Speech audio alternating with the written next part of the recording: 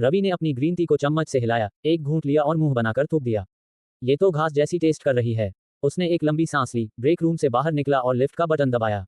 शीशे के दरवाजे में उसे एक थका हुआ आदमी दिखा। बेजान आंखें, बिखरे बाल और उम्र से पहले ही सफेद होती जा रही चमक।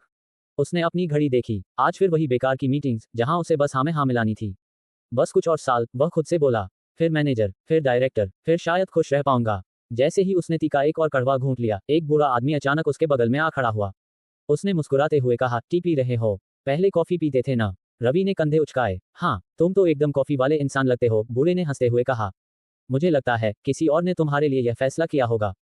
मेरी गर्लफ्रेंड कहती है कि यह हेल्दी है, रवि ने बड़बड़ाते हुए कहा। बूढ़े ने मुस्कुराकर कहा, दूसरों के बताए रास्ते पर चल रहे हो। बड़े अफसोस की बात है। रवि ने भौहें चढ़ाईं। मतलब तुम जिंदगी जीने के लिए किसी और के इशारे का इंतजार कर रहे हो। ये जिंदगी नहीं, बस जिंदा रहना है। रवि कुछ जवाब देता, उससे पहले ही बूढ़े ने उसके हाथ में एक पुराना सा कागज थमा दिया। ले लो, एक नक्शा है, इसे फॉलो करो और तुम्हारी जिंदगी बदल जाएगी। रवि ने पीले पड़ चुके कागज को खोला। यह क्या मजाक है? नहीं, बूढ़े ने कहा। इसी नक्शे ने मुझे सच्चाई दिखाई। अब तुम्हारी बारी है। लिफ्ट आ गई, दरवाजे खुले और बूढ़ा अंदर चला गया, लेकिन जब रवि ने मुड़कर देखा तो वह गायब था।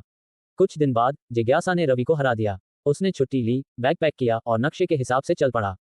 हफ्तों की यात्रा के बाद वह एक छुपे हुए जंगल में पहुंचा और वहां पहाड़ों के बीच एक विशाल पत्थरों की भूल भुलैया थी।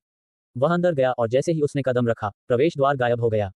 अब वापस जाने का कोई रास्ता नहीं था। उसके हाथ में नक्शा बदलने लगा, नए रास्ते दिखाने लगा। हवा में एक फुसफुसाहट सुनाई दी। मुझे ढूंढो। आवाज अजीब थी, पर कुछ कुछ जानी पहचानी भी। रवि घंटों, शायद दिनों तक चलता रहा। अंधेरे में कुछ हिलता डुलता दिखाई देता। नक्शा बदलता रहा, उसे और अंदर ले जाता रहा। फिर रास्ते में एक मोड़ आया। नक्शे ने कहा दाएं जाओ, लेकिन उसके अंदर से कोई खींच रहा था बाएं। वह ठिठका, फिर नक्शे की बात मानकर दाएं चल दिया। बड़ी गलती की। जब वह आखिरकार भूल भुलैया के बीचों बीच पहुंचा, तो वहां कोई खजाना नहीं था। बस एक आईना था, और उसमें वही खुद, लेकिन अलग। आत्मविश्वास से भरा, जिंदा दिल, जैसा वह बन सकता था। मुझे ढूंढो, आवाज ने फिर कहा, और इस बार रवि ने पहचान लिया। यह उसकी ही आवाज थी। भूल भुलैया सोने की नहीं, बल्कि खुद को खोजने की थी। Like, comment, and subscribe.